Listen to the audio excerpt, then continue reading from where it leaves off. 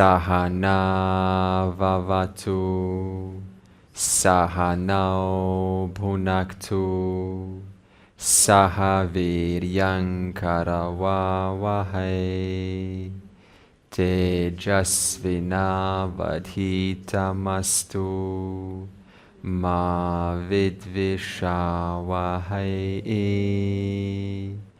Om Shanti Shanti Shanti. So Krishna is helping us to relate to Krishna, who is speaking as Ishvara. And he, in verse 9, stated, practice involves, as we said, recognizing those moments when we tend to waver from what we know is to be done right. And there's a program, our inner conscious speaks to us, and it knows what is the right thing to do. Simultaneously, we have these personal pressures which make us sometimes deviate from that righteous program. We say something that perhaps isn't so kind, or we take the other person for granted. We say to ourselves, I knew them for some time, so they kind of know me, we know this relationship, so I don't have to be that person that fell in love with me and that I fell in love with. So this is how slowly we lose our sense of devotion and dedication to our work. And Krishna said to engage in what's called abhyasa. Abhyasa is practice, and that practice, we said, is recognizing those moments and pausing, taking a deep breath, and intercepting that natural impulse to act out impulsively, because it's very pleasing to do that. It's very easy and natural to do that, because we come from this sort of conditioning of our society. Just act out, say it, and appear like you know your thing, like you're confident, you're onto it, you know what is to be done. But actually, it's feedback comes back to you, and it shows you that something had room for improvement. So this means that when you go off track, that's fine. You and I will go off track. That's a fact. Because no one has a perfect mind. However, what will I do after? That is what Krishna is saying. I may falter. I may say the wrong thing. I may hurt you. I may be not sensitive to your needs. I may, for a moment, pay attention to my needs more than yours. I may, for a moment, talk more about myself without even asking you, how are you? But somewhere during this interaction, I will pick it up. I am discounting you. Then what? Instantly you shift. Shift your posture, shift your attitude. By the way, how are you? Sorry, I've been a little bit talking about myself. I forgot to ask about you. So that moment of opportunity to correct is never away from you. You always have that golden opportunity to self-correct.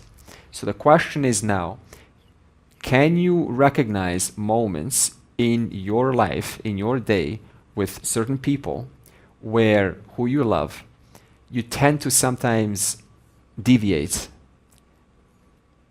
What are those moments? And how else can you look at those situations where you deviate? Could you pause and say, time out, time out. Right now, I'm not feeling it. Right now, I'm not in my proper state of mind to communicate with you. I just need a timeout. I will come back to you in a couple of hours. Assertively saying that. That's one option. Second option is coming back tomorrow, because sometimes we don't even realize we've gone off track.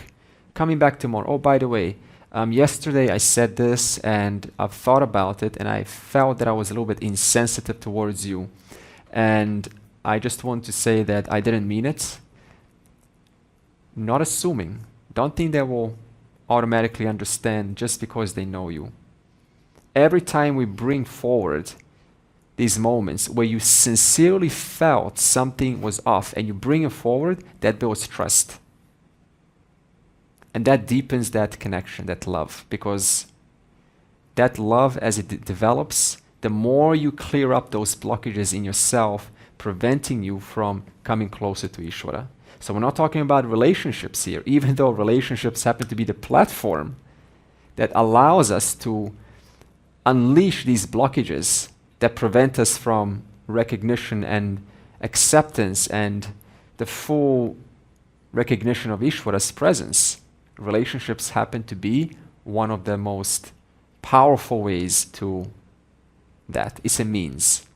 Therefore, then you ask yourself, then why am I in this relationship? Just for my own kind of good, let's help each other to feel good, or am I to unravel, unzip, untie those knots that we come with? Let's untie those knots. And every opportunity, every discussion, every challenge, every fight, every argument is an opportunity to untie the knots. Because when everything's fine, where's the question of untying the knots? There's no need to untie anything. But there are still buried things inside.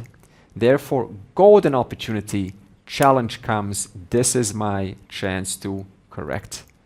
Write down immediately where I think I went off, where I sidetracked, where I deviated, and follow up on what is to be done when you're more clear-headed.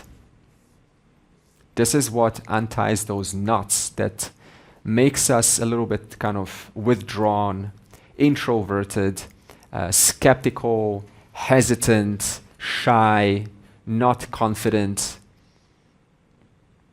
sometimes lonely, even if with sitting in a group, still feeling lonely. That's an indicator, because the fact is connection, that is a fact. Connection is the fact, because all that is here is Ishvara. Everything is interconnected. So if I feel lonely within a connection, a network of connections, that is my indicator, Ishvara's indicator, saying you're disconnected from me. You're disconnected from yourself. Then Krishna says, suppose this is very hard, or it's somewhat hard. It's sort of, it slips you. The life is very busy. You're working, you got husband, children, and it's just a very busy life. And you don't get a very often chance to reflect and to come to your spouse and say something. Suppose the relationship just isn't like that. Suppose there's too much history behind it all, and with the employer, and now suddenly starting to change, it will kind of stir things up too much. Suppose. Then Krishna says, this is fine. He says then in verse 10, at least recognize the person to whom you're giving to is none other than I. And how do you give to this person? Through doing your duty, your swadharma. That means with every role that I play throughout the day, there's a certain care, a certain gentleness, a certain mindfulness with which I approach the person and the situation, a certain thoughtfulness. Therefore, recognize that the person that you are interacting with, the situation that you are with, is a manifestation of Ishvara. You're always only ever giving to the altar of Ishvara. Therefore, things become sacred. Things become you become a lot more mindful. I'm no longer just giving to you. I'm giving to Ishvara. The one entity which has taken care of me, for once I am now giving back to this entity. And every time you give back to Ishvara, Ishvara gives back to you. Every time you give back to Ishvara, you recognize Ishvara is indeed right here, right now. Every time I come closer, if I just give to a form, I miss that opportunity. When I give to Ishvara in a manifestation of a form, then I come closer to this knowledge. This knowledge permeates my personality. My personality starts to shine this knowledge. The more I'm now motivated to express myself with Ishvara, fear starts to go away. more equanimity starts to set in. Then suppose even this is hard. So Krishna makes it easier and easier and easier. What do you do then? He says, karma pala tyaga. And he says, verse 11, whatever life throws at you, recognize it's always coming from this infallible order of Ishvara. Therefore, forget not that it is not just some random result that's coming from some random order. There is vast network why you're getting what you're getting. There's a vast network why you're in a situation that you're in. And that network I can recognize as Ishvara. And that network is neither fair nor unfair. It's neither rewarding nor punishing me. You're not being rewarded or punished, ever. It's just, it's impersonal. The laws are impersonal. They're supposed to provide and be fair to the entire network for everyone. You have a soccer match, and one side wants to win, their side, the other side wants their team to win. How is Ishvara supposed to make them both happy? Is that possible? Ishvara's laws have to somehow accommodate the needs of every jiva in the universe. Not just human jivas, ants, mosquitoes. That's why mosquitoes have their chance here. Because Ishvara has to take care of the mosquitoes also. If mosquitoes goes away, the ecosystem goes out of balance. If bees goes away, ecosystem goes out of balance. A farmer wants it to rain. You and I are farmers, we want rain. We need to make money. It's good for our crops. You're having an Indian wedding. Do you want it to rain? 7 days. You don't want rain. You perform a ritual. Rain after a ritual is considered auspicious. So you got 3 situations. One wants rain. Hundreds of people don't want rain. And one wants rain after a ritual. How is Ishvara supposed to accommodate these 3 situations simultaneously? What, make a cloud, cloud rain over here, not rain over here. If you did that, then now you have to change the entire system of clouds, how they drop water, which is not possible because when wind blows the rain, it's going to disperse it. So now you have to stop wind also. So if I am a farmer and it doesn't rain, is Ishvara being unfair? Suppose I think Ishvara is unfair. Why would I think that? What would make me think that Ishvara is unfair? My preferences, lack of understanding the laws. The moment I don't understand the laws, life becomes tough. Then I start to complain. Why no rain, God? You're punishing me. I'm trying to feed my family. I'm such a good man. I'm not even using the roads or spoiling or making any noise. I'm a very gentle, kind, loving, hardworking man. No rain. Why? You have abandoned me. The moment we take the laws out, we take it personally, we start to complain, and it becomes even more challenging than it already is. I get it. No rain is challenging. But on top of that, I'm now being punished. I deserve it. It's my karma. It's my past life. God has rejected me. God has abandoned me. The world is unfair. Now that becomes psychological pain, doesn't it? 2 times pain. And if there's psychological pain, then where is your problem-solving skills? The most thing that we need in that moment, it goes away. Therefore, when we bring the laws, we recognize the laws are not here to punish me, to reward me. They are working in complete harmony. Where I see chaos, there is order behind everything. You think world wars are chaos? It's just a random event? How many things led to world wars? How many causes behind that led to it? small interactions, small disagreements, small cultural differences. There's no such thing as randomness here. When we say there's no such thing as randomness, we mean that everything has a one-to-one ratio, a one-to-one cause-effect relationship. So your life is a perfect expression of this cause-effect relationship. It's not random. It's a continuity of many contributions of people, many causes that have happened in the past. And some have scarred you, some have also healed you. And both of them have made you who you are right now. And both of them were none other than Ishvara. Imagine how many things make us who we are today. The bus driver, when you were in school, do you remember your bus driver? Yes? Do you remember who was the pilot that got you here? We're just getting the plane and fly. That pilot did his duty. You did your duty. Everyone has contributed to your coming here. So rather than thinking, oh, where's the rain? Why I want rain, rain, rain. What can I do right now? Problem solving. The whole book is about Arjuna asking questions. Krishna is just giving solution after solution after solution. So he's saying, think. Use your prerogative of thinking. Think, what is to be done next? No rain.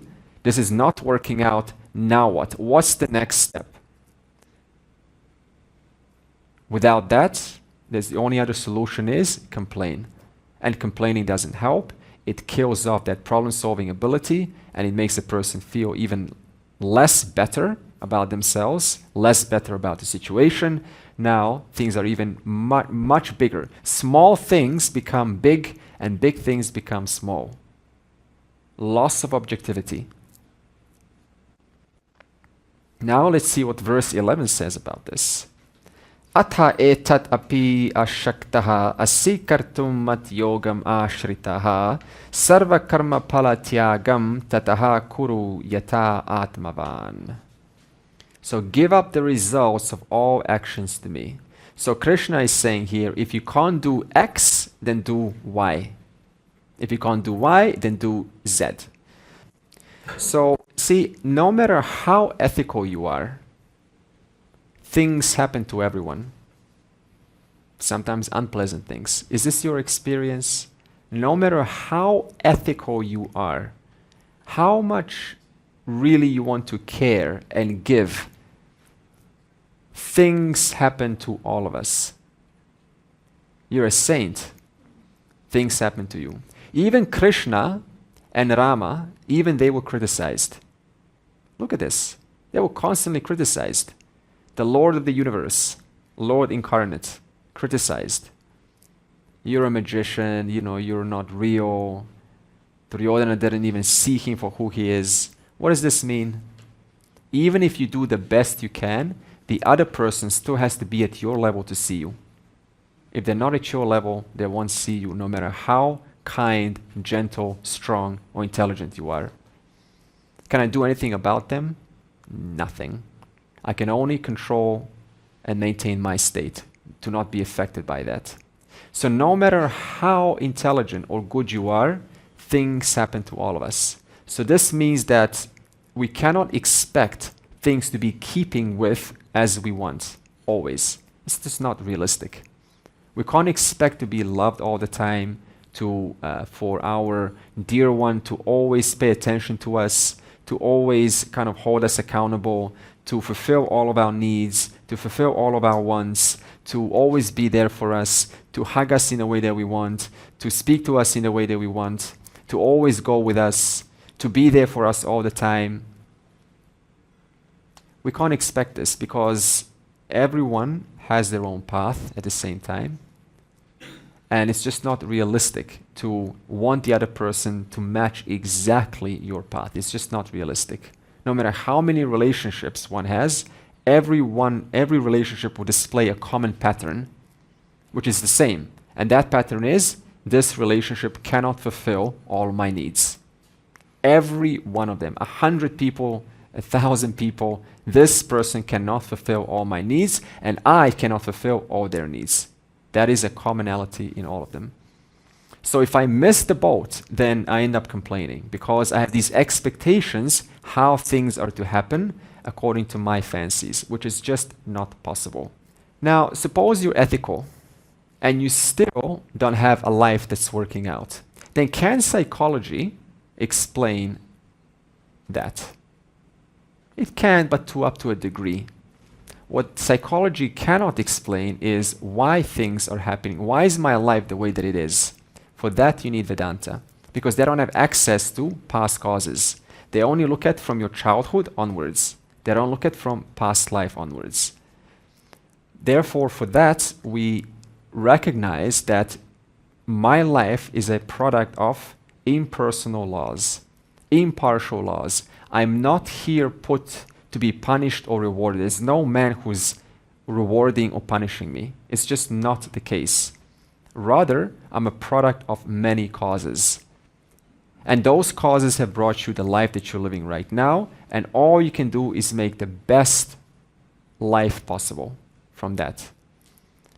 Now, what kind of results, what kind of things can these laws give you? Well, 4 kinds of possible results. First is, these laws can give you much more than you want, or exactly as you want. So this is ideal, isn't it? In other words, our fancies are fulfilled, we get what we want, everything's working out. But what is the risk if you get exactly what you want, or even more? The risk of being extremely, constantly wealthy, and everything's going your way, and everything's going wonderfully. What's the risk of that? Arrogance. Arrogance, lovely. In other words, comparison. I have so much, they don't. Pride, yeah, pride. And you don't intend to. It just sort of, if we're not careful, it starts to come. Oh, I'm so much more intellectual, I'm so much better, I can solve puzzles so quickly. And so you're like this person in the table and you're solving things quickly, and you're seeing people not being as fast as you are. And there's this kind of proud, which is okay once in a while, but there's an opportunity to catch ourselves. If it goes out of kind of, too much, then, you're looking at manifestation of Ishvara. So there's no chance for comparison against those who are lower. They're also very much who have helped you in past life, most likely, to be here today. The very person I'm looking down on. So what we're saying is that if everything's always working out and we're getting our way, then the moment something that happens that's not keeping with what we want, then it becomes very hard to deal with, and it triggers us and we lose our composure, and then we find blaming mode, all or nothing thinking. It's because of society, it's because of that, and that loses further our problem solving mode. And then making assumptions, it's because of that, and always to keep oneself sort of in this bubble that no, nothing's wrong with me, it's the society out there, because it's comfortable. Fear of losing possessions, yeah, also. Fear of losing possessions, I have to protect my possessions, and I can also add onto the kind of that comparison mode. They can't handle. Yeah, but also in India, so much pressure to be number one here, especially in India. Yeah. So if we just keep on giving and giving and giving to our daughters and our sons, entitlement, and I deserve it, and totally losing sense of what it means to earn, to get it. It's like automatic self-worth without anything that I've earned. I've earned nothing, and yet I've just attached this superficial self-worth on myself. That's the risk of getting equal to or more than anything. And also we need to recognize that our victory, no matter how good our victory is, even 96 or 100%, how long is that going to last? You turn 30, your brain starts to go down already. It's amazing. It's almost like it only matters right now, and we totally lose sense of the future. You're going to live 10, 20, 30, 40 years more. It's like knowing everything about, I don't know, an atom or something in the maybe 1800s. and you think, wow, I am the top knowledge man of atoms. Only you live 50 more years, 10 more years, whatever, 20 more years, your knowledge is outdated. And yet at that time I felt so proud, so up there, I'm so much better. So just put things in comparisons. Put things in comparison, into contrast, into perspective. Makes you recognize, thank you, Lord, for giving me this. I will do the best I can. Absolute best, thank you. Making the best of it. But in the sense of this comparison and the sense of pride, hey, we turn 56, those who are 60 will know better than I would, of course. We turn 60 onwards and certain faculties start to reduce and so on. So this keeps us humble. The other option is getting less than I wanted. That means then we turn into God is unfair, why me, I'm being, he's got a stick and I'm being rejected. Yeah, shame and self-blame, self-guilt. I'm not good enough because I got less than, everyone's getting more and I'm getting less. So we go into another comparison mode. The solution here is to simply recognize it's not personal. Totally impersonal, because Ishvara is here to fulfill the needs of billions of jivas. You and I can't even fulfill our own needs or manage our own needs properly sometimes. And yet there's this one intelligence that's managing trillions of jivas across the world. Therefore, everyone has to get a chance. It's not possible to get a chance every single time. You will get a chance sometimes. Sometimes you won't. That's how it works. Sometimes you will, sometimes you won't. I was, maybe a story once, I said, I was coming back from an airport and there was a van, was carrying bags and he was taking us back to our place in by the beach. I lived by the beach in Byron Bay. And I lived close to the beach, but this van, it went past my house and went all around this place that I stayed, dropping everyone's bags got dropped off, and only came to my house at the end, 1 hour later. I was thinking, you could have just stopped in my house. You passed it. I was like so close. No, he just goes past, drops bags, and I was so angry. And he said to me, Andre, sometimes you win, sometimes you lose. And I didn't answer because I knew it was true, but I didn't want to admit it. So that's how Ishvara is. Sometimes you win, sometimes you lose. And you didn't do anything to deserve or not deserve. That's just how it is. So like that, it's not to be taken personally. What can I do? Let me find some audios to listen to or whatever, right? To take my time up to make my time productive. Let me use that.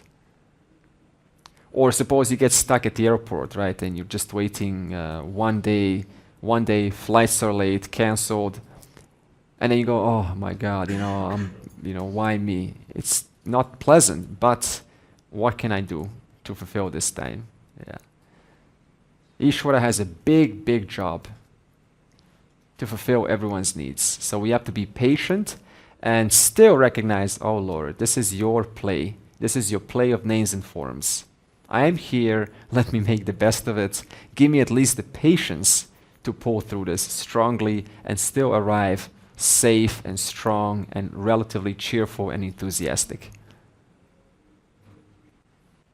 It's just one prayer away. Lord is just saying, hey, pray to me. I have no right to give you enthusiasm and to uplift you unless you ask me, because it's your free will. Just two hands together. God, give me some strength. Give me some clarity right now. Give me some inspiration. Give me some, some amusement. Give me some creativity right now. And you may be surprised. It just comes. I was very skeptical praying a long time ago. My teacher taught me prayer. Because, coming from a scientific background, you always want to quantify every result. It has to make sense. It has to be provable.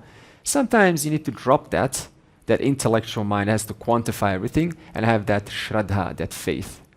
And that faith will take you so far. Saves you the time of the logics and the endless formulas and so on. So it's not just logics, there's also a lot of faith involved. Shraddha. In fact, you have no chance, you have no choice but to have faith. You get on the road, and how do you know that the person who's going across the other side, they're not going to get a heart attack and swirl into your car? Why do you get on the road so confidently, even though that can happen how many times per minute? Hundreds of times per minute for years. We have no choice but to have faith. It's just that we become skeptical when we take that very faith and apply it onto Ishvara, onto our spiritual works. But in actuality, you have no choice. He says, if your mind is unable to bring Ishvara into your actions, then at least bring Ishvara when something comes your way. Remember Ishvara in that situation. Krishna makes a controversial statement in the next verse. He says that karma pala tyaga, so karma pala tyaga is what we discussed in verse 11. What is karma pala tyaga? That means I'm renouncing the results of actions to the altar of Lord. Now, this doesn't mean, before we go to verse 12, that I just sort of passively accept, oh, okay, it's my, karma, it's my karma, after doing the absolute best that I can. Just doing the best that I can. Once you do the best that you can, then what? Karma pala tyaga. I've done the best I could. Now, those 4 results, I got more than I wanted. I got exactly than I wanted. I got less, or I didn't, or I got totally opposite. That is up to Ishvara. So there's no question of just receiving these 4. These 4 are only in reference to after you have applied your kartum shakyam, akartum shakyam, anyata kartum shakyam. Do something different. Don't do anything. Thoughtful, mindful, I put it into the field, and then what the results come, I don't know. Right now, you're listening, and you will go home. So you've done we're doing the best that we can here, and we go home. Do you have any idea? Do you have any possible way of telling or predicting what's going to happen when you come home? No. That is out of my control. But when something comes, what do? Again, I can do something, not do something, or do something different. So it's a constant cycle of observation, action, feedback, problem solving.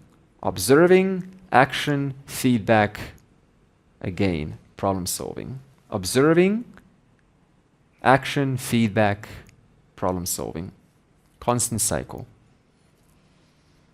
And Krishna says this renouncement of action to the altar of Ishvara is better than self-knowledge. Let's see. Verse 12. Shreyaha hi jnanam apyasat jnanat dhyanam vishishyate dhyanat karma pala tyagaha tyagat shantihi anantaram. So what does Atma Bodha say about self-knowledge? It says it is superior to all because it solves the avidya. But here, Krishna is saying that karma pala tyaga is better than Atma Bodha, self-knowledge. Why do you think he's saying this? Because this is not self-knowledge. This is just renouncing your results to the altar of Ishvara, who I still think is away from me, more or less. Okay, here's a little hint. Who's reading chapter 12? Who's reading the Bhagavad Gita? Who's reading? See, you have to look at the context of the Bhagavad Gita. It's 18 chapters. This is chapter 12. Most people who read Bhagavad Gita, are they necessarily adhikaris? They may be mukshus, and they're just simple people. Most are simple people. So knowledge becomes very difficult. So what does Krishna say? He says, hey, self-knowledge is indeed the best, but who is reading the text? Most people who are not primed for knowledge, because self-knowledge requires you to have an extremely sharp mind, a discerning intellect. It targets the ego, and most are not willing to do that. They want their I sense to become bigger. Therefore, what does Krishna prescribe? He says, no problem. I will just offer you, just think of Ishvara, karma palatyaga, when the results happen to you, and that through the course of time will prime your mind for self-knowledge. Just think about how he weaves his way to contact, to make the devotee come to him. It's not straightforward. This is good, this is bad.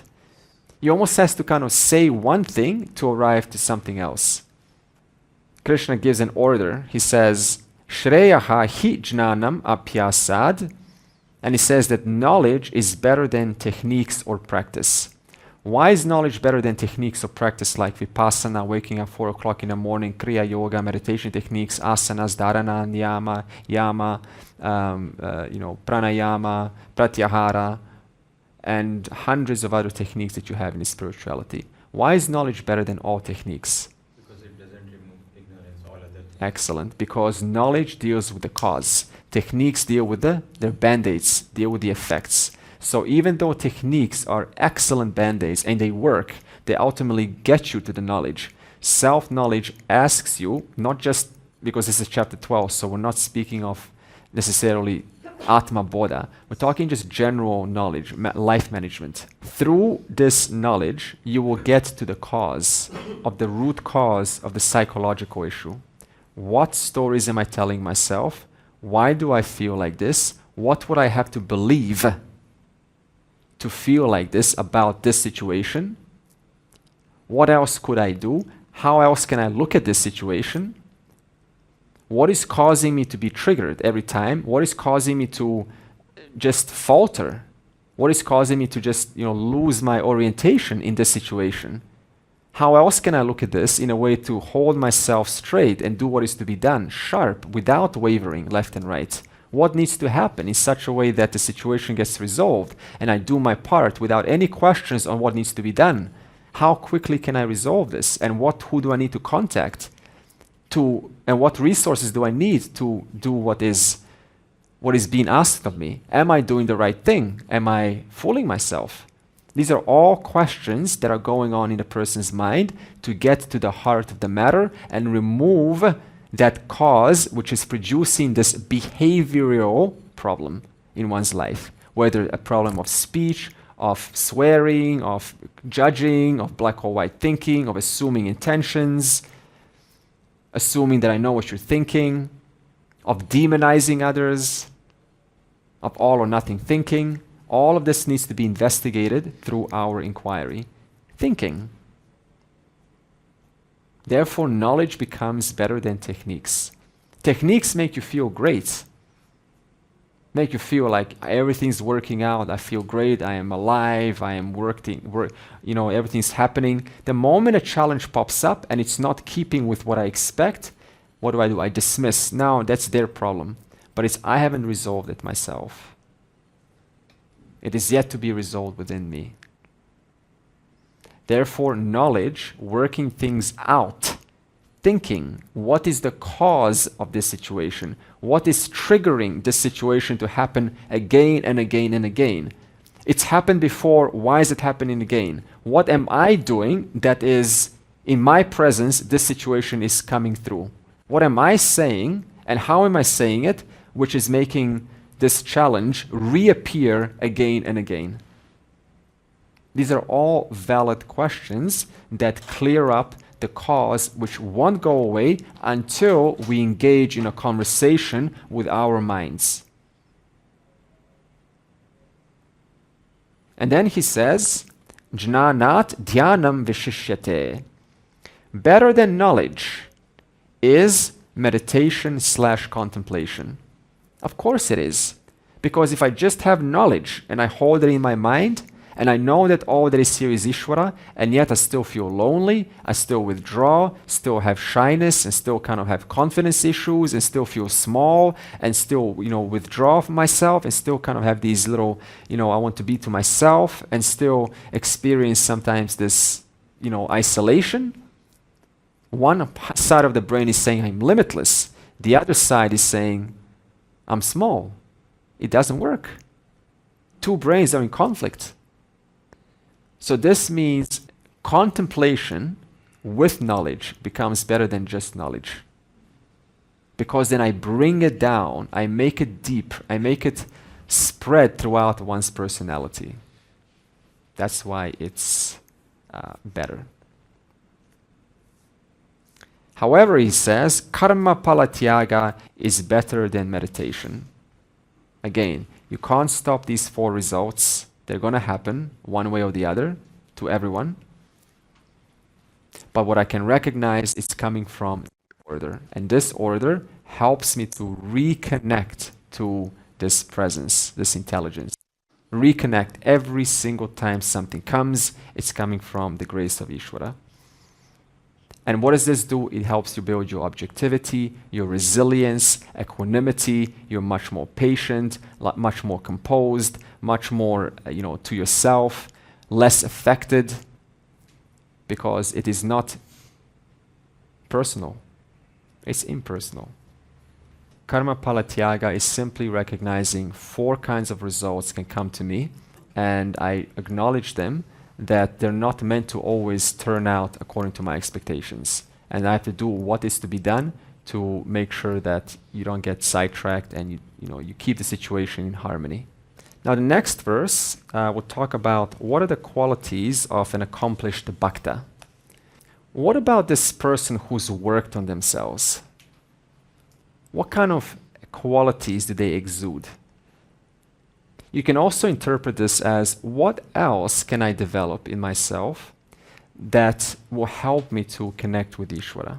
So it's 2 ways you can look at this. First, what are those qualities of a wise person who has worked on themselves for years? What kind of behaviors, what kind of a personality do they enjoy that a non-wise person who hasn't worked on themselves doesn't have? The second way is you can say, what qualities do I need to develop to become more closer, to this, to this yogi, to this wiser person? So let's see. Adveshta sarva bhutanam maitraha karuna eva cha nirmamaha nirahankaraha samadukha sukhakshami. So far we spoke about who is a bhakta. And in your understanding, who is a bhakta so far? What have we spoken about so far? Who is a bhakta? Who remains equanimous in every situation, either positive or negative, and thinks that everything is done by Ishvara. And what term do we use when results come to us and we recognize it's a blessing of this network? It's coming from this network. There's a term, prasada. So this means you're having an Ishvara prasada buddhi. I have a buddhi that is activated to recognize that this incoming result is coming from the vast order. It's not personal. It's an infallible order. It's been here for millennia. It will continue to work for millennia. And I am in that vast network right now in the small point of time, and I am receiving its results. That means you're sensitive enough to capture this moment now is coming from the network. And whatever comes, I will do the best I can to refine myself, to adjust myself so I can do better next time. This is why it's helpful to choose to listen to feedback. How did I do? What improvements can I make? Is there something that I say that you feel that is maybe off? Is there something that I say to you that you feel that, I could say in a different way, in a better way, in a more gentler way? I'm asking for feedback.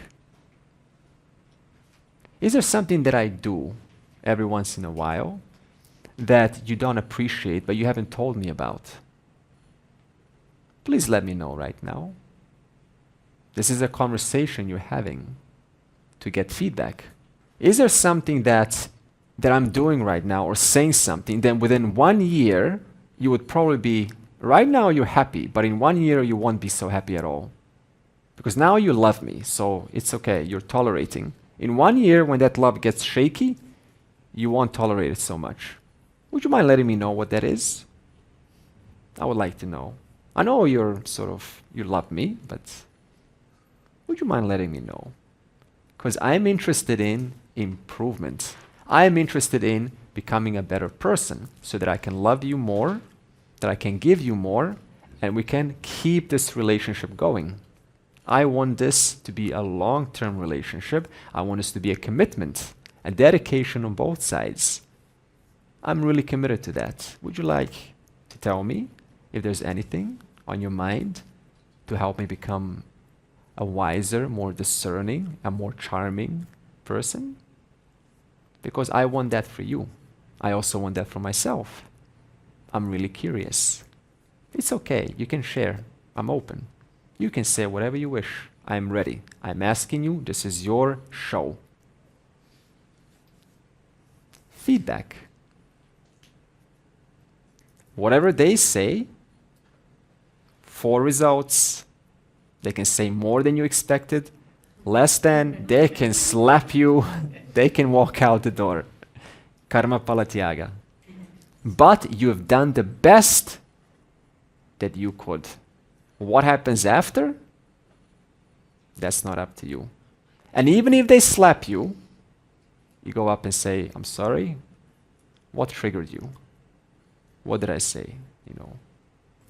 I think also that's a good point, Monita, because I think to receive feedback, one has to ensure that the environment is safe. It has to be very clear on both sides. I'm asking you and I need to get some feedback right now. It's okay, you can let me know. And also what's very interesting is that there are some people in our lives who may not be close to you, but they're the ones that give you that feedback you really need to hear. And there are those who are very close to you and they have so much attachment to you and so much love, they're not going to give you the feedback that you desperately need to make that connection closer. And it's worth it.